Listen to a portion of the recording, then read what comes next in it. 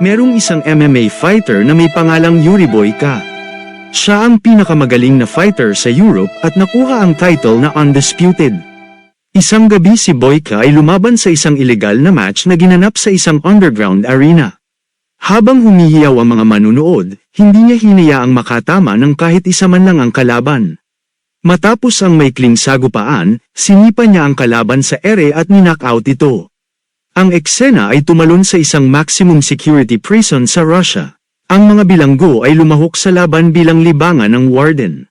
Ang laban ay mukhang nakakaaliw sa ibang tao, ngunit pwede itong maging bayolente, depende sa kalahok.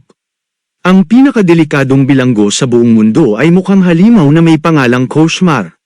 Masyado siyang agresibo, kaya kinakailangan siyang kidnahan sa kamay at paa. Kadena rin sa bibig upang siguraduhin hindi makakapanakit ng sinuman sa labas ng ring. Ang kalaban ni Koshmar ay kalahati lang ang sukat at hindi man lang nakatama ng kahit isang suntok. Itinapon niya ang kalaban sa sahig dahilan para mabali ang kanyang leeg bago pinagpatuloy ang pagsuntok sa kanyang mukha. Itinigil lang ang laban nang mawasak na ang mukha ng isang kalahok. Si Koshmar ay kilala na walang awa at pumapatay ng lahat na kakatungali.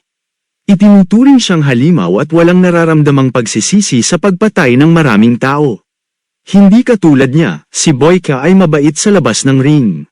Wala siyang magandang buhay dahil sa pagkakakulong ng ilang taon at isa ring wanted na kriminal sa Russia, ngunit kanya nang kinalimutan ang nakaraan at sinusubukan ng magbagong buhay. Tinutulungan niya ang isang simbahan at lagi ding tumutulong sa mga nangangailangan. Isang araw, sinabi ng pari na pumili na siya ng bagong propesyon kahit na matagal niya nang sinusuportahan ang ginagawa ni Boyka. Sumagot si Boyka na regalo ng Diyos ang kanyang talento at hindi siya hihinto sa paggamit nito. Gusto niyang lumaban bilang isang professional at hindi sa isang iligal na laban. Nilapitan si Boyka ng kanyang manager at sinabi na pwede na siyang lumaban sa isang legal na MMA match. Ang European Tournament na gaganapin sa Budapest ay pinayagan siyang sumali sa kompetisyon kung mananalo muna siya sa qualifying match. Dumating ang araw ng qualification match. Dahil sa ito ay isa sa pinakaimportanting laban sa buhay ni Boyka. Handa na siyang ibigay ang lahat.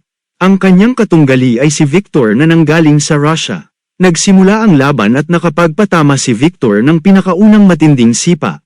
Sa mga unang minuto pinakita niya ang kanyang galing sa pagdepensa at naiwasan ang bawat ataking binibigay sa kanya. Nang si Victor ay hindi na makapokus, mas madali na para kay Boyka ang umatake. Humanga ang mga judges sa kanyang galing kaya pinatumba niya si Victor gamit ang pagtama ng tuhod sa kanyang panga at nakumpirma na ang kanyang qualification. Inakala ng lahat na tapos na ang laban ngunit sinurpresa ni Victor ang lahat ng sayay tumayo muli. Pagkatapos ng ilang segundo, napatumba siya sa pangalawang beses ngunit tumangging tanggapin ang pagkatalo. Nainis si Boyka kaya pinatama ang pang-atong suntok sa mukha ni Victor at tuluyan na siyang nawalan ng malay. Pagkatapos manalo, inimbitahan si Boyka ng mga organizers sa Budapest para lumaban sa liga na magbubukas ng maraming oportunidad para sa kanya. Binigay ng manager kay Boyka ang maraming pera at sinabing magsanay ng mabuti dahil ang kanyang sunod na laban ay gaganapin sa loob ng 2 linggo. Habang paalis, nakita niya si Victor na nasa kritikal na kondisyon. Nakonsensya siya sa labis na pananakit na kanyang ginawa at hindi naman sana ito mangyayari kung sumuko na siya sa unang knockout pa lang. Naalala ni Boyka ang payo ng pari at nagdasal para sa mabilis na paggaling ni Victor. Nang gabi, nagising siya sa isang bangungot na napatay niya ang kalaban sa loob ng ring. Sa sumunod na araw, pumunta siya sa kanyang manager at nagtanong tungkol kay Victor. Siya ay nabigla nang malamang namatay na si Victor kinagabihan sa ospital. Pumirma sila ng isang kontrata kaya walang pwedeng sisihin. Subalit alam niya sa kanyang sarili na siya ang dahilan ng kanyang pagkamatay. Matapos magtanong tungkol sa pamilya ni Victor, binigay sa kanya ng manager ang bag ni Victor. Sa loob nito, natagpuan ni Boyka ang sulat mula sa asawa ni Victor at kanilang larawan. Nang binasa niya ang sulat, naramdaman niya ang sakit na pinagdadaanan ng asawa nang malaman niya ang tungkol sa pagkamatay. Nagpasya si Boyka na personal na humingi ng tawad sa kanya at siguradong hindi siya humaharap sa anumang problema sa buhay. Sinabi ni Boyka sa kanyang manager na nais niyang pumunta sa Russia para makipagkita sa asawa ni Victor ngunit labis siyang salungat sa kanyang ideya. Kriminal pa rin si Boyka sa Russia at pwedeng makulong kung mahahanap siya ng mga pulis. Kailangan niyang gumawa ng bagong passport na sobrang mapanganib lalo na't malapit na siyang maging isang lehitimong MMA fighter. Alam ni Boyka ang pwedeng kahinatnan nito ngunit hindi na magbabago ang kanyang desisyon. Sa sumunod na eksena, tayo ay pinakilala sa asawa ni Victor na si Alma na nasa libing ng asawa. Nang si Victor ay namatay, siya ay mag-isa na lang sa buhay at wala nang ibang malalapitan. Dagdag pa dito, siya at si Victor ay may pagkakautang sa isang gangster na may pangalang Zurab. Pumunta siya sa libing at nagmungkahing maging kabit si Alma para makapayad sa kanyang utang. Kinasusuklaman naman ni Alma ang kanyang presensya ngunit siya ay naging maingat para hindi ito magalit. Sumagot na lang siya na mas gugustuhin niya pang magtrabaho at bayaran siya ng hulugan. Si Alma ay nagmamay-ari at nakatira sa isang community center. Pinatayo nila ito ni Victor mula sa perang hiniram kay Zurab. Ang lugar ay tahanan ng mga naulila at mga taong nangangailangan. Nang makarating sa Russia, pinuntahan niya si Alma ngunit kanyang napansing sinakay siya sa itim na sasakyan ng mga kalalakihan. Siya ay nagtatrabaho bilang isang waitress sa underground fighting club ni Zurab. Labis niyang pinuprotektahan si Alma at tinatreto na itong pagmamay-ari. Pumunta si Boyka sa fight club at nahanap si Alma. Nang sinubukan niyang makipag-usap sa kanya, pinigilan siya ng mga tauhan ni Zurab at sinamahan siya palabas. Gustong umiwas ni Boyka sa gulo kaya magalang niyang tinanong kung anong oras siya matatapos magtrabaho. Inatake siya ng grupo ngunit naturuan lamang sila ng leksyon nang lumaban sila sa isang professional fighter. Nakita ni Zurab kung paano siya lumaban at humanga sa kanyang talento. Siya ay naghahanap ng magaling na fighter para sa club at gustong upahan si Boyka. Subalit siya ay nangatwiran na hindi siya pumunta doon para sumali sa laban at gusto lang makipagkita kay Alma. Hindi pumayag si Zurab at inalok na siya na lang ang magsasabi ng kanyang mensahe para kay Alma. Muli siyang tumanji at naglakad palayo. Nang sumunod na araw nagawang makapasok ni Boyka sa community center at nakilala si Alma.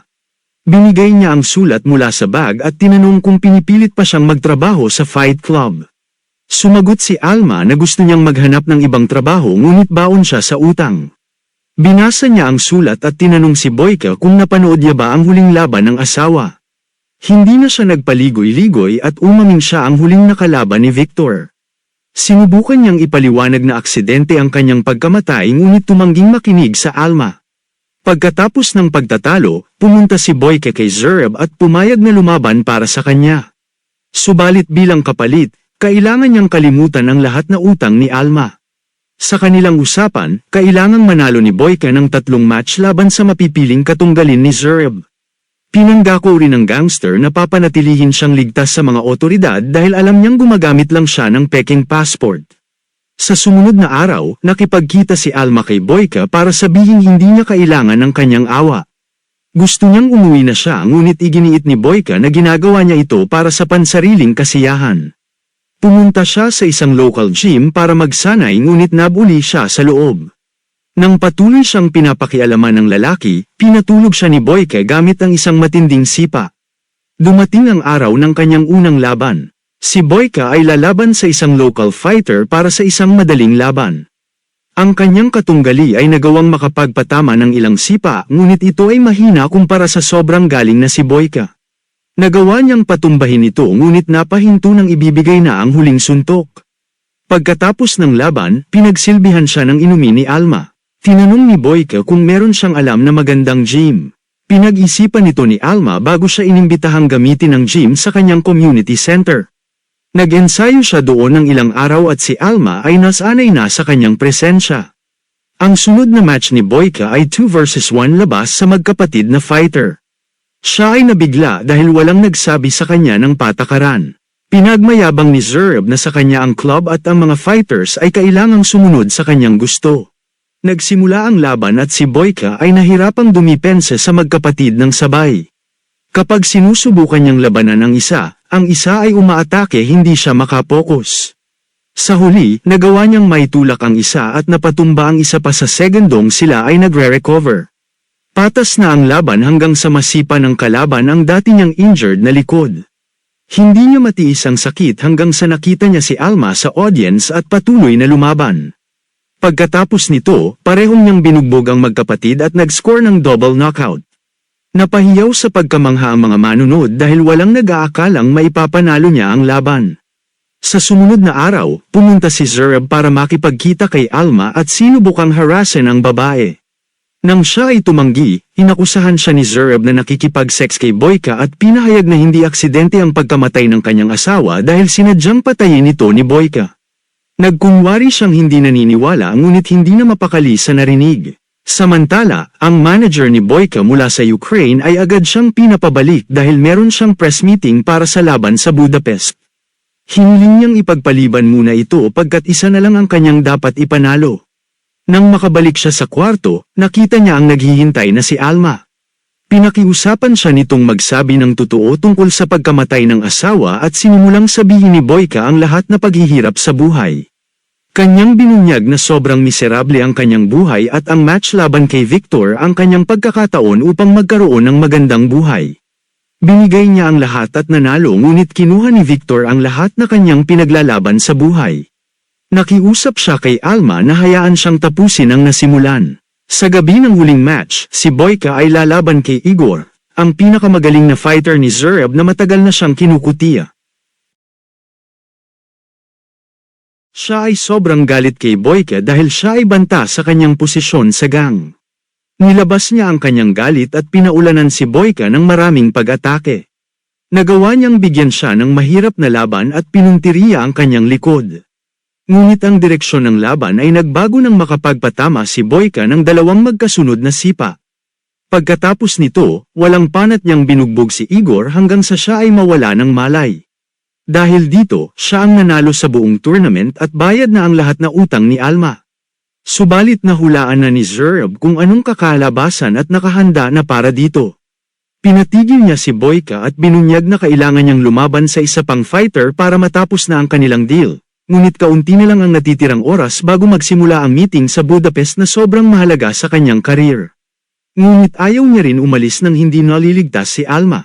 Pinakiusapan niya ang manager na maghintay hanggang umaga, naghanda para lumaban sa champion. Ang kanyang katunggali ay si Koshmar, ang halimaw na pumapatay ng mga katunggali sa Russia. Dinala siya sa arena ng nakakadena dahil sa pagiging niyang bayulente. Nagsimula ang laban ngunit si Boyka ay sobrang pagod na. Sinubukan niya ang lahat na makakaya ngunit hindi mo lang nakakapinsala ang kanyang mga pagetaki kay Koshmar dahil sa laki nito. Ang halimaw ay nakapagpatama ng ilang suntok sa kanya bago siya tinuhad sa panga. Natamba si Boyka sa lakas ng impact at nahirapan ng tumayo. Ilang segundo bago matalo sa laban, ginamit niya ang buong lakas para makatayo ngunit muli siyang hinampas sa canvas. Nang inakala ni Koshmar na siya na ang nanalo, pasorpresa siyang inatake ni Boyka at napaatras sa mga sipa na kanyang pinakawalan. Pagkatapos nito, pumanig na sa kanya ang laban. Ginamitan niya ng armlock ang halimaw at binali ang kanyang kanang kamay bago sinipa palabas ng ring. Dahil dito, siya na ang nanalo sa match ngunit hindi pa rin handang bitawan ni Zurab si Alma. Inatake siya ng mga tauhan ni Zurab habang sinusubukan itong tumakas dala ang babae. Si Boyka ay nanghihina na sa sahig nang makita si Alma na hinihila palabas. Sa sobrang galit, inatake niya ang mga gwardiya at pinatay silang lahat. Sa huli, naabutan niya si Zurab at sinunggaban nito. Si Boyka ay biglang nabaril ngunit ang sakit na dala nito ay natabunan ng nararamdamang galit. Sa katapusan, si Zurab ay sinakal hanggang sa mapatay ito. Sinubukang tulungan ni Alma si Boyka ngunit pinahinto siya nito at tinanong kung napatawad na ba ang kanyang kasalanan.